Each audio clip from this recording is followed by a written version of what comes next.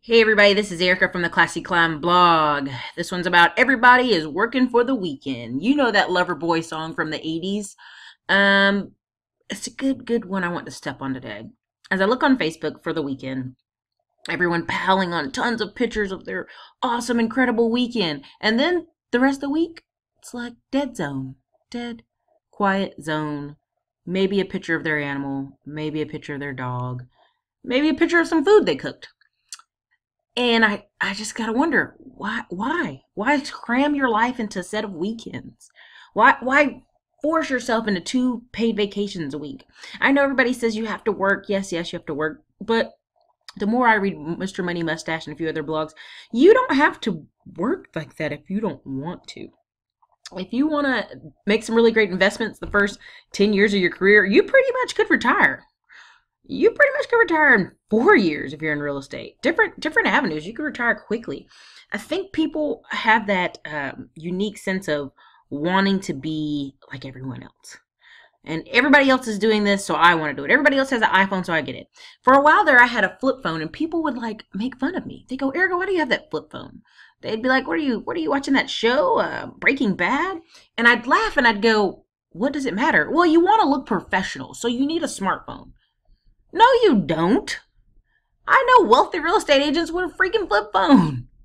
They make a ton of money. The thing of it is people want to be like everybody else, and that's where it sucks. That's where I feel bad for others. I mean, I'm going to go a little bit dark on some of the part of this post where I go, I'm meeting a lot of women who are freaking out about being married at from 28 to 35. And the reason I feel like they're freaking out is because they thought they'd be home and not working by now. I feel like I meet a lot of women who are like, I'm getting underpaid. Oh no. Well, how long have you been getting underpaid? For 3 years now. Wait a minute. So what in this 3 year process happened that you just realized you were underpaid? Oh, you thought you'd be married and you could stay home and not worry about working and your husband would work. I feel like that's why so many guys who are teachers or work lower end jobs, no one wants to go on a date with that guy because the thought of getting married and then still having to work and take care of kids completely is in the back of their mind, even though they won't say it out loud, is the reason why they didn't date that guy, the reason they didn't consider having a future with him, and the reason they still work the crappy job they do.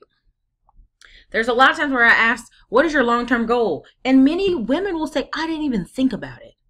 I didn't even think I would be still single at this point to even think about what my career would be.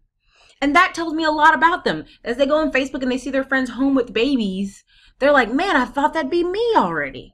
Well, what do I got to do to go get that? Well, yeah, you can run out there and go get that and be dependent on now one income from a job that might even lay your husband off. So now you're in even more stress and you're trying to keep up with the Joneses. Doesn't work. Being like everybody else and trying to work for the weekend doesn't work. It doesn't work anymore. I love adding new people I don't even know, sometimes business owners, or friends on Facebook because I get to see what they're doing, where they're going. There's one guy, all he does is live in Maldives, and that's Maldives. And it drives people crazy. I can just feel as I click on his pictures or like things he's doing, it drives people crazy. And he's always like, hey, you can come do this too. You can come live out here. Same thing. You don't have to stay in your hometown if you don't want to. I have a strong feeling that there are many people who are giving me lip service. Erica, I just can't move out of my parents' house. Erica, I just can't do this or that.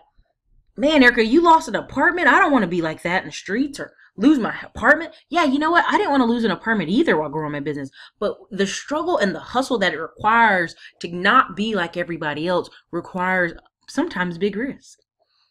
When I talk about driving for Papa John's, driving for Uber, doing different jobs that people would go, that's beneath me. What's beneath you? Being stuck at your house broke all week? Get the freak out of my face, dude. You're sad. And these are the same people that when they're in their 40s and 50s going, I thought I'd be able to have retirement. I can't afford to send my kids to college. I can't afford to send my kids to a private school. I don't want to hear it. Because there was an opportunity in your 20s and your 30s where there was no one but you to be responsible for, and you chose to work for the weekend. You chose to sit in your house Monday through Thursday, bored out of your mind, and then, oh, Friday, Saturday, Sunday, I can't wait. You didn't make the investment in yourself. So why should other people be concerned? Why should people be upset when you lose your job? There's going to be some dramatic changes in our economy. And I think we already see a lot of people who have been unemployed for a long time. I mean, when you see on the news that people are like, I need unemployment benefits for 2 years, are you freaking kidding me? In 2 years, you could have got a nurse's assistant degree. You could have got a welding degree. You could have got a surgical technician, anything. You could name probably over 50 different little miniature careers you could have got from your local community college in the 2 year mark that you're sitting at home unemployed. That's crazy talk. That's crazy talk. 2 years is long enough for you to figure out what you're going to do. In 2 years' time, you could have been driving for Uber. In 2 years' time, you could have been delivering pizzas. You could have been doing something. And now, a lot of those people that 2 year mark, they can't refinance their house because they don't have a job. They can't take money out of their life insurance because they don't have a job. They can't show that they can prove it, pay it back. That's tough. It's tough. Unemployment is tough. But when you decide you're going to stay unemployed for a whole year, or you're going to stay unemployed for 10 months, and you haven't beat your way out of that, then yeah, sorry. It's just not good. It's just not worth it, and it's just not good. I mean, you need to be thinking about your next job while you're at your current job. And when I look on LinkedIn, I really kind of overlooked LinkedIn for a long time. I just thought, you know what? You need to have in-face personalized relationships. But when I got on LinkedIn, I finally started seeing, look at all these nice, professional, clean, neat profiles. That's really great. It's really nice. And I realized quickly from the emails I received from different recruiters, man, you could be there too. You could be in an office. And I thought, wow, that'd be so great. I could jump up early in the morning and get in Austin traffic and drive an hour in Austin traffic and go sit in an office and then feel like I wasn't smart enough to be there, or someone whining, complaining about my work, or I'm not smiling enough, or I'm not being a happy enough front desk girl. Or I could go work really, really hard and build my own income. And I chose to do that through being a real estate agent. And Austin is booming for that. But I also chose to keep 2 or 3 side businesses going. You know, they were only giving me $200 or $300 here and there profit, but I realized if I actually took some of the money I made from deliveries or Uber and actually threw them face first into the advertising side of my businesses, I could do pretty well. I could make lump sums of money, and I don't have to wait on the weekend. I have a friend, she works for Dell, and she goes and she travels all the time for Dell. And I notice sometimes people hate looking on her Facebook because they're like, man, it's Tuesday and that girl is in Antarctica, or that girl's in Paris, or that girl's in, Iowa, wherever, Dell sends her. But people, I can feel the envy in those people's lives of, wow, she's free. She's not hooked up to a desk. And it's Tuesday and she's out somewhere flying.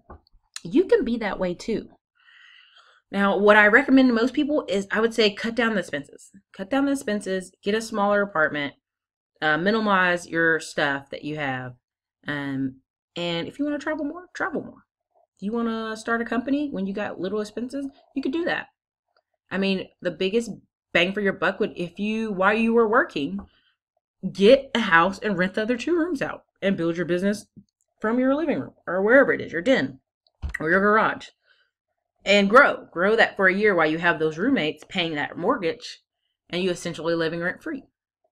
You have to find ways to not be like everybody else, to not just work for the weekend and say, man, those millionaires are so greedy, the 1% so greedy. Are you kidding me? You know who qualifies for a 1%? A lot of doctors, a lot of surgeons. If you make $250,000, you're in the 1%. If you make $100,000, you're in the top, I think, 5%. So it kind of cracks me up that you hate engineers, you hate local doctors, you hate local lawyers, you hate local plumbers, successful plumbers and mechanics. I mean, those are people who make that amount of money. And it's not their fault that you're a part of the 72% of working Americans who make under $50,000 a year. That's not their fault. You have to decide you want to work for something other than a weekend. People are still pissed at Dame Dash in his interview about people hustling for a weekend and not their last name. I'm willing to put my name out there and say, Some of my coffee businesses may not have worked like I wanted. Some of my products I sold for my website didn't work as I wanted.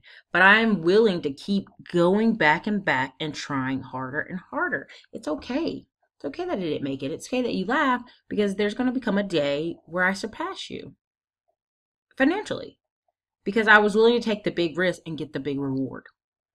So again, everybody decide if you want to work for the weekend or you want to get out of that box. So, hey everybody, this is Erica from the Classy Clown blog. You can reach me at Erica S. Williams on Twitter. You guys have an awesome day.